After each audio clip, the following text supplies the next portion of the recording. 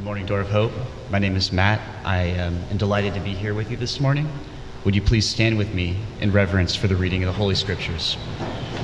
From Mark chapter 15, verses 1 through 15.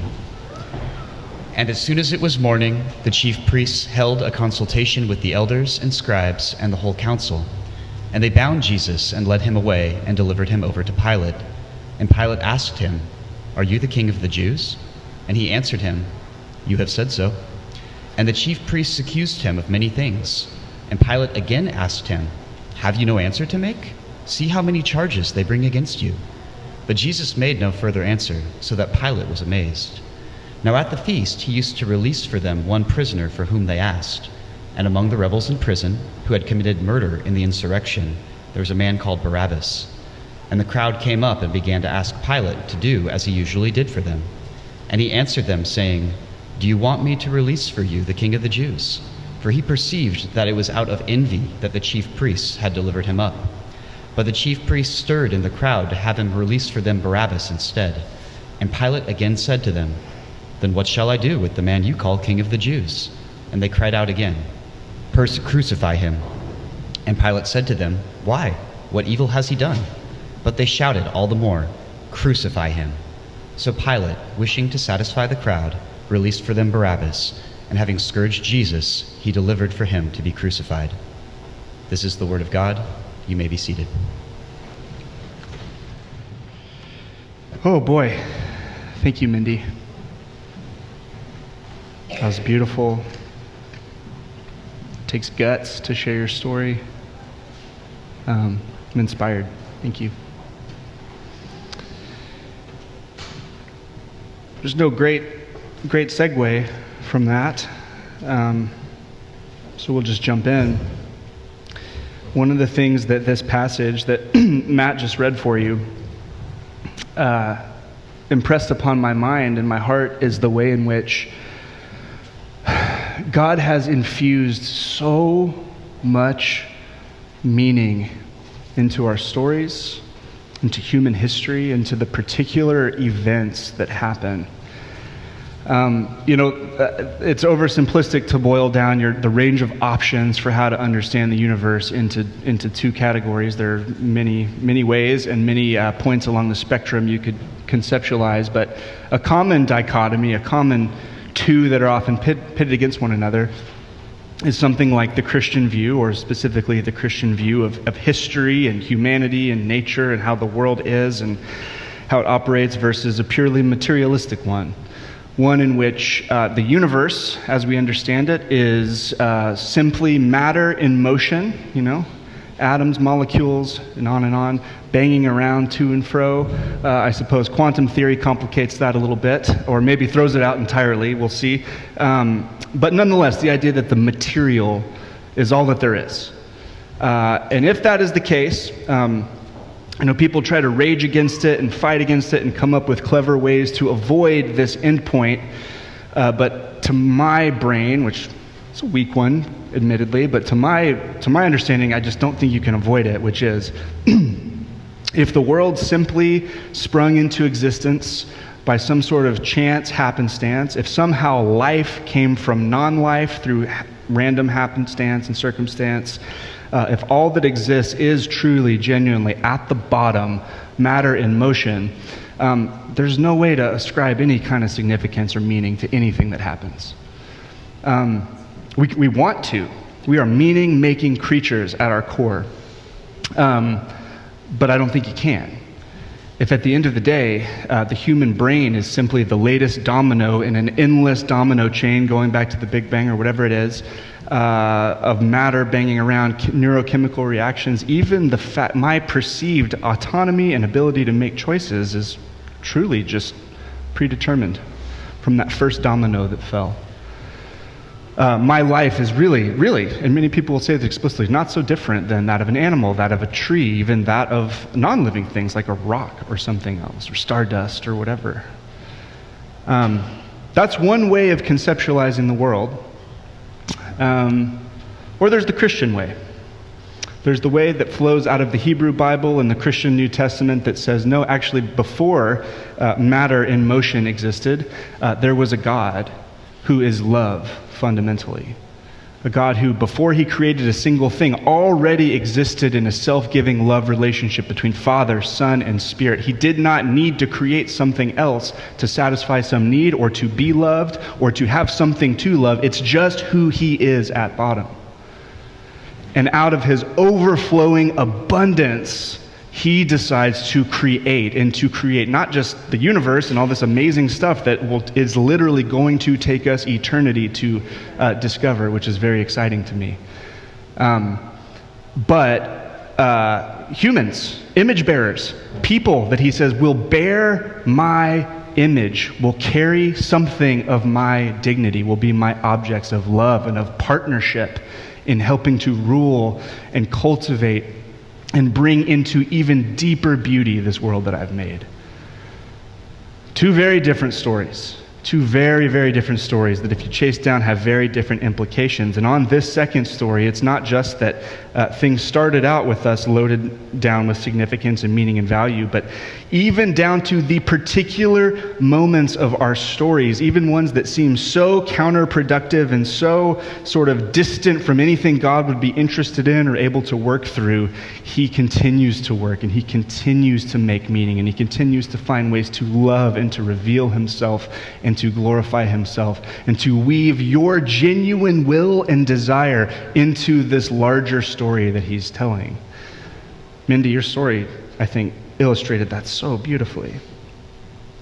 This story here in Mark 15 is one of those, now circling back, where I am just struck by the providence of God. God as storyteller, God as like cosmic artist, God as the one who takes these random, seemingly random sort of different people's motivations and historical circumstances and accidents of history and weaves them together in ways that picture the deepest truths about who he is, who we are, and how we bring those two things together. So let's keep going. The story you've probably heard before. This is the final condemnation of Jesus. And we see that the morning came, and as we mentioned, when the chief priests and the scribes and the Sanhedrin was having this secret nighttime meeting at the chief priest's house, it was illicit, it was illegal, it was not supposed to happen. And so now we see that it's morning time, and they have basically another little meeting. This is like the official one, probably, where they could officially declare, after they've already done all the shady stuff in the back room in secret, say, okay, we have another meeting in the morning, the whole council, and we declare Jesus is guilty. And they bring him to this man, Pilate, Pontius Pilate. And the first thing I want to highlight is the contrast here between these two rulers. Pontius Pilate, who we're told is a Roman prefect. He's a governor of sorts. He has some sphere of responsibility. Commentator David Garland says he had the power of life and death over all the inhabitants of his province, the one that he was over, who were not Roman citizens. So he is underneath the Roman emperor. He is the Roman representative over sort of this particular region to settle disputes and to kind of maintain order. And that's one ruler. The other ruler that we see, you probably know where we're going with this, is this King of the Jews character, this man by the name of Jesus Christ, who is here on trial before him. So Pilate, as we said, he's a Roman prefect. That's his role. And the reason they had to bring Jesus to him is because they did not have the authority to execute a capital punishment. They wanted Jesus dead, but they actually had to come and get Pilate's approval for this. And so they bring him. Say, Pilate, it tells us they were raising all these charges against Jesus. We know what some of them were. This man's guilty of blasphemy. He's equating himself with God, which Pilate wouldn't care about. He does, so what? I don't care about your gods regardless. But the one that he might care about, that might motivate Pilate to have this Jesus killed, is that he claims to be the Messiah. He claims to be the Christ. What's so significant about that? That is a claim to be the one true Spirit of God anointed King of the people of God. So Pilate asks him, the question, and the other Gospels generally, I think all three of them have more detailed accounts of this story that help you might recognize some of the scenes from this that are cut out of Mark's Gospel as he's trying to give us just this concise version. But the way Pilate asks it here is he just poses the question directly to Jesus. Here's his question. Are you the King of the Jews? Are you the King of the Jews? The religious leaders are trying to get Jesus killed on political grounds, so the charge that they want to foreground is this idea that Jesus is king. They were chiefly scandalized by his divine claim to be God, but they wanted him condemned on the basis of this quasi-political claim that he is the Messiah or the King of the Jews. What Pilate is asking Jesus here when he asks, "Are you the King of the Jews?" is this: just how big of a political threat are you to me? How big of a political threat are you to me? Just how do you understand your kingship? Do you really view yourself as a king who has authority over against me or not? That's what Pilate's concerned about here.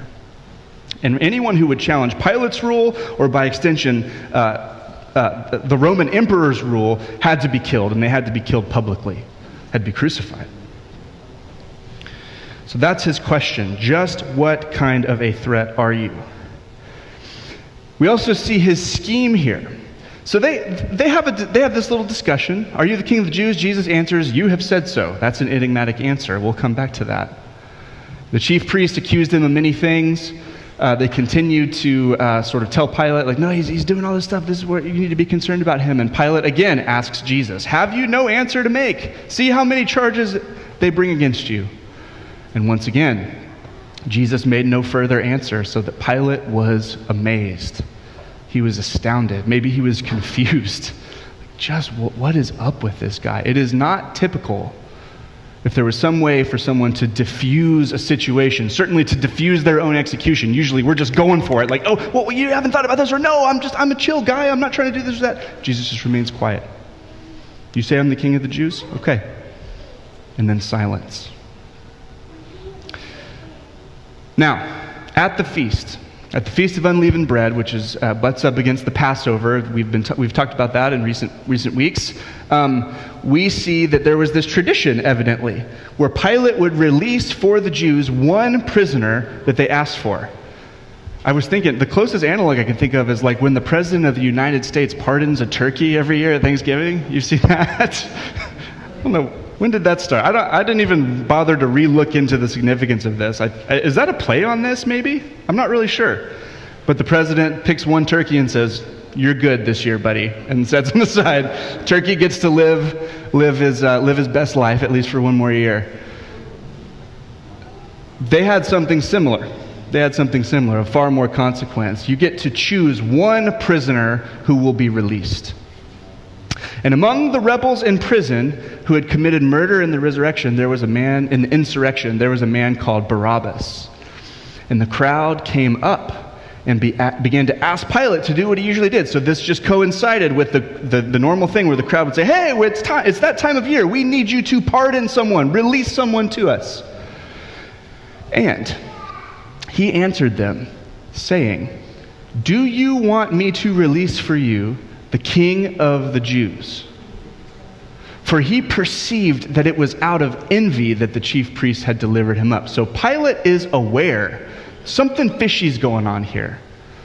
Pilate is getting the sense that this Jesus guy, whoever he is, he's a weird guy. He's not really being straightforward with me. We're having these interesting debates. You can read more in the other Gospels.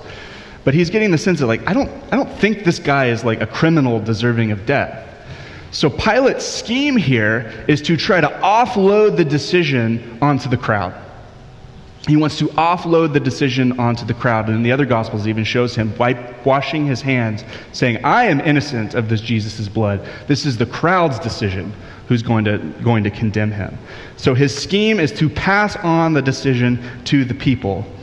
And in this decision, what we see of this ruler, this Pilate, is his weakness. We see it play out. He says, "You want me to release to you the King of the Jews?" For he perceived it was of envy that they had delivered him up. But the chief priests stirred up the crowd to have him release for them Barabbas instead. So Pilate comes back again. He's like, well, hang on now. Then what shall I do with the man you call the King of the Jews? And they cried out again, crucify him. Crucify him. And then Pilate even comes to the defense of Jesus here. Why? What evil has he done? What's Jesus done that's wrong that deserves this? But they shouted all the more, crucify him.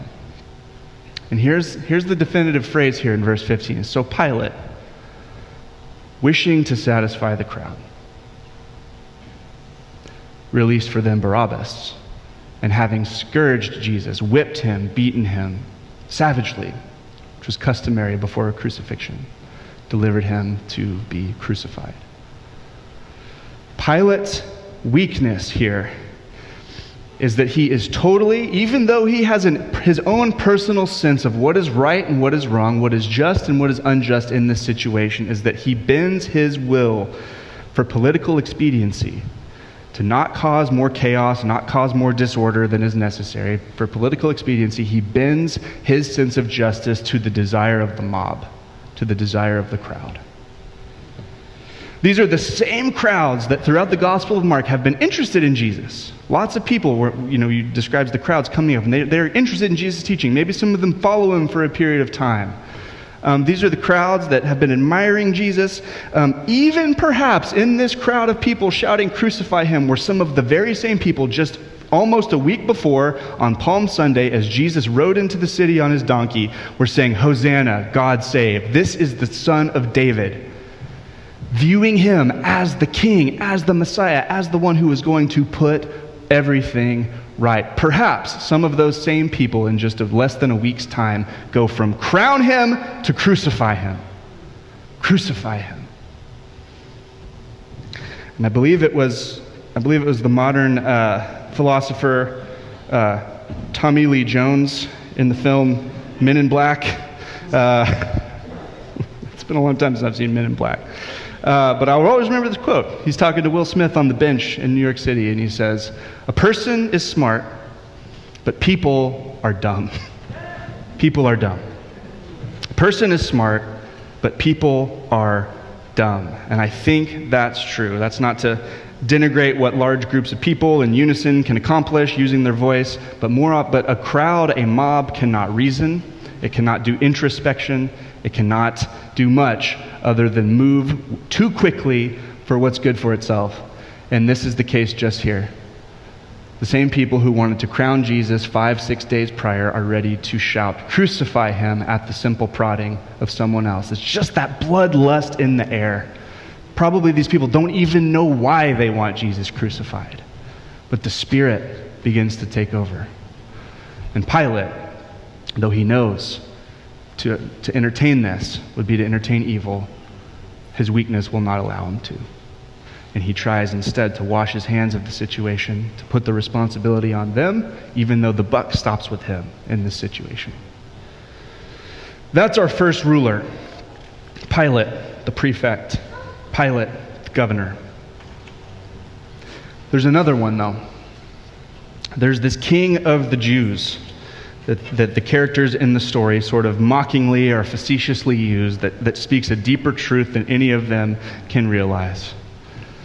And the question that this Jesus, the King of the Jews, is asked is, are you in fact the King of the Jews? Again, just what kind of political threat are you? And I read a few people that pointed out Jesus' answer here is very, very interesting. In refusing to come down hyper-definitively in this enigmatic answer, you have said so, what he's enabling, he's not saying no. He's not saying no. My rule, my kingship, which of course Jesus believed himself to be the rightful king of the Jews, king of the universe in some sense. He's not saying no, I'm of no political threat to you. Jesus, in fact, challenges every political authority at some point or another, and he's not going to deny that. Nor is his answer yes, to straightforwardly say, yes, my chief issue with you is a political one, is an earthly one, is one of this world.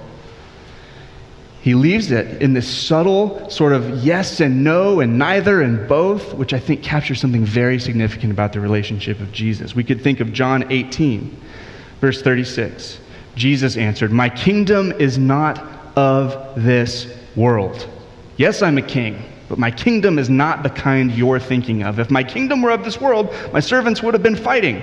And some of them did try to do that, as you remember. They would have taken their swords, they would have taken their rifles, they would have taken their tanks, whatever. They would have gotten down to business, that I might not be delivered over to the Jews. But my kingdom is not of this world. Pilate said to him, this is still in John 18, "So you are a king?" And Jesus answered, "You say that I'm a king.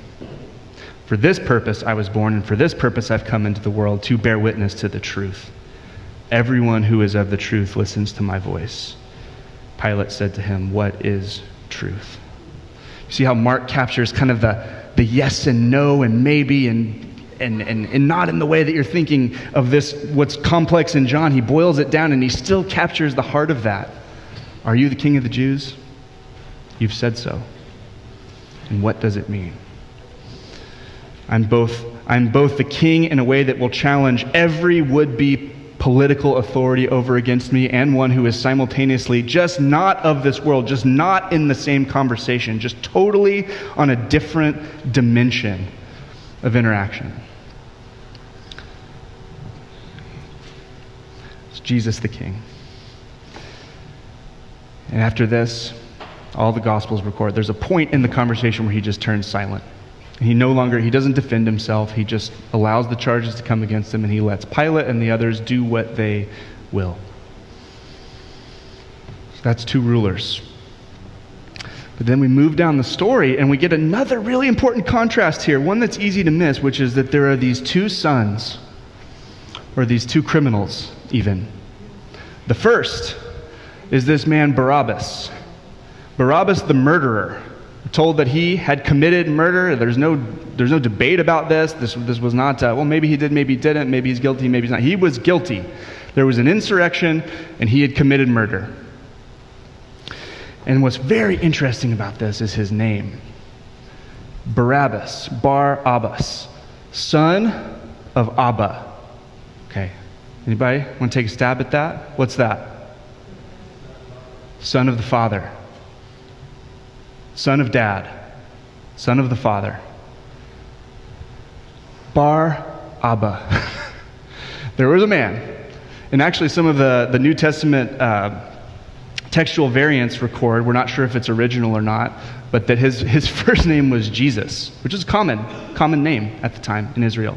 So it's perhaps that this man is Jesus, son of the Father, who is being condemned, or he was being condemned for execution in Rome. This other son of the Father was legitimately guilty of murder, and the judgment he was receiving was completely just. He was deserving of death. But there's another son of the Father, right in the story, isn't there? The one that Jesus has called. In fact, just the previous story. Are you the Son of the Blessed? Jesus said, I am. It's Jesus Christ, the Son of God, the one who from the cross cries out to his Abba, to his Father, why have you forsaken me?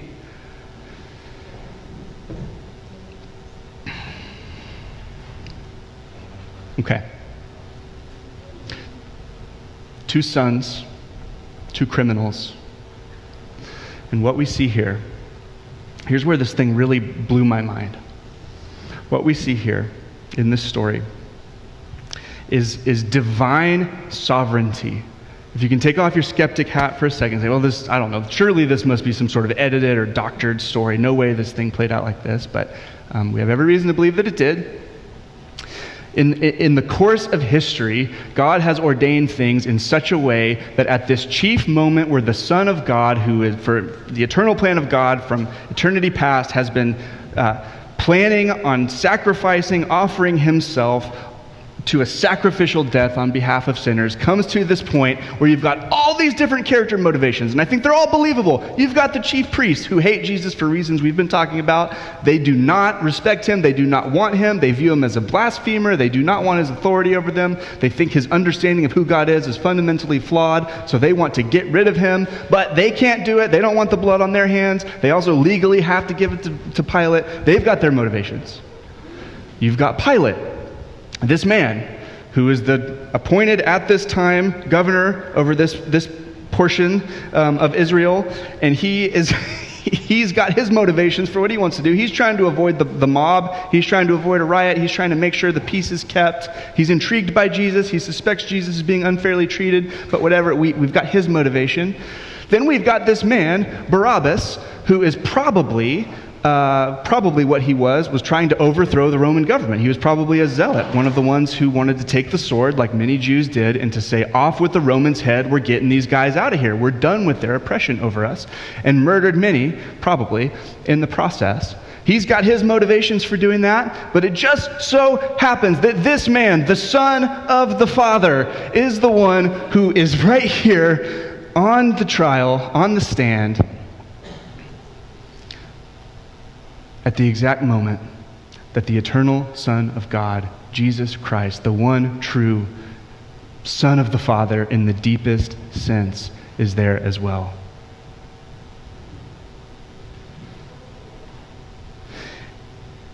We have, in this moment, the divine sovereignty authoring human history in such a way that all of these little individual threads and stories come together to give us a profound and deep and beautiful window into the very meaning of Jesus' sacrifice. Even down to this character's name, it is significant. And so in this story, we see divine sovereignty, and I think, there's a million books written on how you understand God's sovereignty, or in other words, his control of the universe, and how that butts up against human responsibility and real human choice.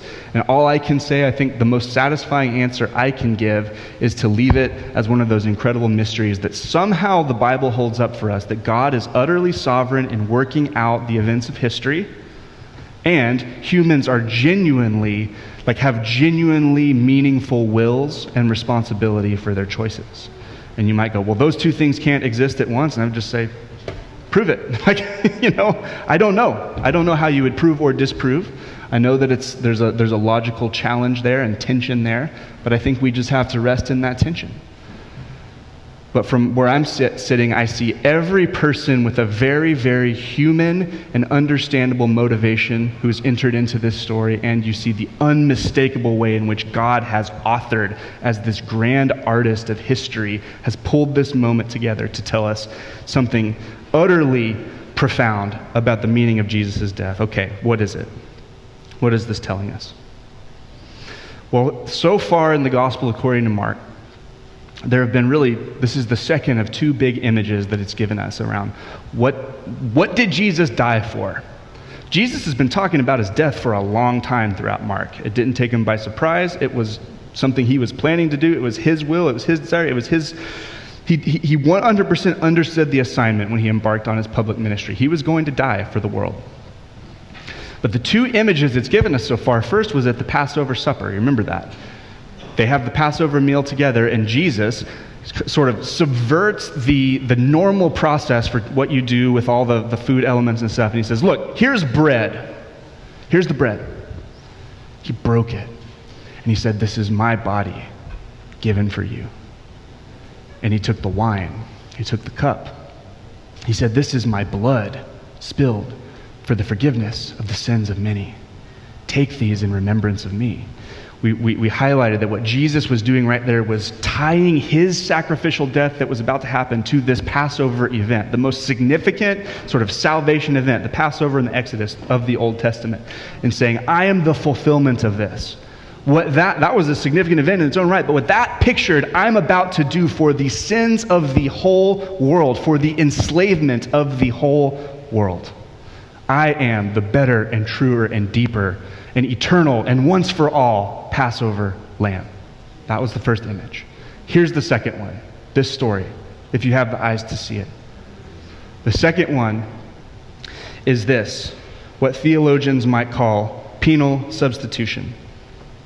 That Jesus took the penalty that sinners were owed. That sinners were owed. And not just the penalty, But also, on the flip side of that, he gave the freedom and the righteousness that he had legitimately earned by virtue of being the only genuinely innocent, spotless, sinless person to ever exist. And he gave it to another. He gave it to a sinner. He gave it to all sinners who would receive it.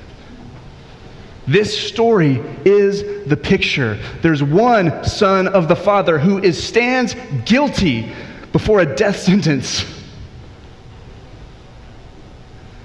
There is one man who deserves what is coming, and then there is Jesus, who refuses to defend himself to get him out of this situation, who silently, like in the words of Isaiah 53, he was oppressed and he was afflicted, yet he opened not his mouth, like a lamb that is led to the slaughter, and like a sheep that before its shearers is silent, so he opened not his mouth.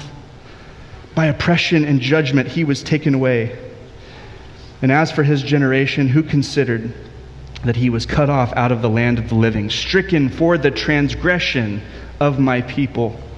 And they made his grave with the wicked and with a rich man in his death. We'll read more about that.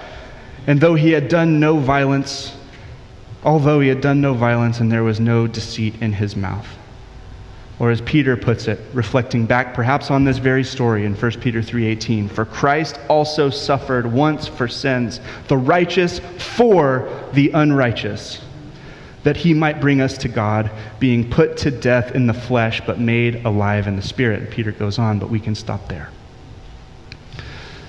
The New Testament and the Old Testament talks about the death of Christ in numerous ways. This is not the only way that we can conceptualize the atonement or the death of Jesus and what it brought about, but this is one of them. This is one of the important ones. I think there's actually all kinds of problems when you try to make any one of these ideas or images the chief one that excludes the others, but we have to make space for this one, certainly. He substituted in and bore the punishment, though he was innocent. And not just bore that punishment, but gave away the gifts that he deserved. Jesus stands silent before his accusers, and he willfully steps in to take Barabbas, this son of the Father, what he was owed. And Barabbas, this son of the Father, goes free. He goes free. You can imagine him just like absolutely having no category for this. I'm sure he assumed before this day, like, there is no way I'm getting out of this thing. Wait, the guards released the shackles or whatever it looked like. They let him. They're like, okay, the crowd wants you to go. The crowd wants you to go. And he kind of stumbles out, and you'd imagine like stumbling out in the crowd, like, what is going on? And you could almost imagine someone saying, see that guy? Jesus. They call him the Son of God. They call him the King of the Jews. He took your place. It's going to be him up on that cross instead of you. You're free. You are free. But he's not. He's not.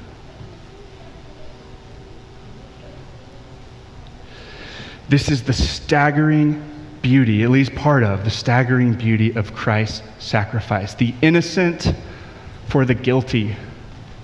The judge of the universe, the only perfect righteous one, becoming the judged, taking the judgment upon himself.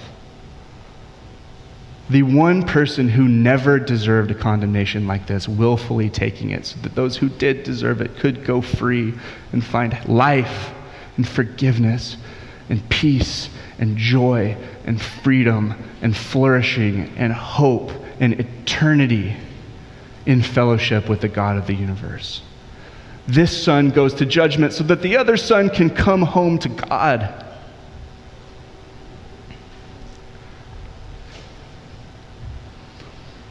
Do you see it? Our God is an artist, friends. The way this text is put together, but the way these events in history came together to teach us just what Jesus had done for us is absolutely astounding. We live in a world where if you have the eyes to see, every nook and cranny is full of pointers to his divine authorship, and not just his authorship, but his loving goodness, generous grace towards his people. Amen? Amen. So, a lot of these stories here in this last section of Mark, which I think are the right ones to be in here during Lent, to be in the passion, the suffering of Jesus, the unjust treatment of Jesus. They leave us with kind of like a now what? Like, we're just kind of getting information about who Jesus was and what he did and even how it worked in this picture of what the significance was going to be of the cross he was just about to go to. And I think what we're meant to see in this picture, if you want to take some application, is that so often we are in the position of Pilate. We are the ones willing to throw Jesus to the ravenous mob, to throw Jesus against popular opinion, to cut ourselves up, to try to wash our hands from any association with him. Try to say, do your worst, I just don't want any part of it. We're guilty on that front. We are also so often the crowd that gets riled up against our better judgment, against our rational thinking, against, our commitments to honor this Jesus into whatever the cause of the day is, to say like, oh yeah, this over against Jesus. And there are causes of the day that are good and worth fighting for, of course. But there are plenty that capture us from just the momentum of a crowd, an unthinking crowd that pull us along, and we might find ourselves cheering the destruction of our King. And I think it goes without saying, but we should say it regardless, we are also often Barabbas. In fact, fundamentally, I think we're meant to see us as him in this story. We are the ones who at some point or another, in grand ways or in minor ways, seemingly minor ways, we're guilty. We've fallen short. We've missed the mark. We've harmed our brothers and our sisters.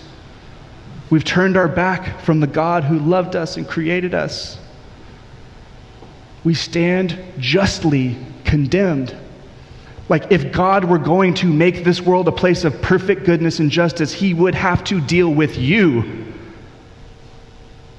Hate when preachers do that. And me. All of us. If this world's going to be perfectly good and just, we're out of here. We are Barabbas. And Jesus says, take me instead. That's the cross. That's the gospel. Part of it. He says, the king for the criminal. To make the trade. I will die that they might live. I will be distanced from the Father so that they can come home to him. And so whether you believed that and trusted that, threw yourselves on that 20 years ago, if that's you, I pray that today would just be a fresh reminder as we sing a few more songs. I do think we're going to need to cut at least one of those songs, band. I'm sorry, I've gone a little bit long. But as we're singing these songs, may we declare back to him our gratitude and our love and our appreciation for what he's done, and may it motivate us to abide in him and to deeper obedience and to closer following, because the story, if it tells us anything, it's that this Jesus is worth following. He is worth it. He is worth it. And if you have never grabbed a hold of this for yourself, what the Bible declares is whether you believe it or not, Jesus did this for you. And the best thing you can do is to come to believe that and to receive it for yourself and experience the open arms of this Jesus who says, I did everything necessary to bear your burden so that you can come freely to him and receive everything, all this goodness that he has for you that can never be taken away. So today I say, come to him. Come to him. We're told whoever believes in his heart and confesses with his mouth that Jesus is Lord will be saved. And if you do that, come share that with me. Come share that with somebody here that looks like they know what they're doing. Love to pray with you and process with you what that might mean to follow after this Jesus, after receiving that gift. It's for us all. Conclude with this. Romans 5, 6 through 11, the Apostle Paul, once again, probably reflecting on these very events, says this. For while we were still weak, at the right time Christ died for the ungodly. For one will scarcely die for a righteous person, though perhaps for a good person one would dare even to die. But God shows his love for us in that while we were still sinners, Christ died for us. Since therefore we have now been justified by his blood, much more shall we be saved by him from the wrath of God. For if while we were enemies we were reconciled to God by the death of his Son, much more, now that we are reconciled, shall we be saved by his life. More than that, we also rejoice in God through our Lord Jesus Christ, through whom we have now received reconciliation. Praise God, door of hope. That is a glorious truth.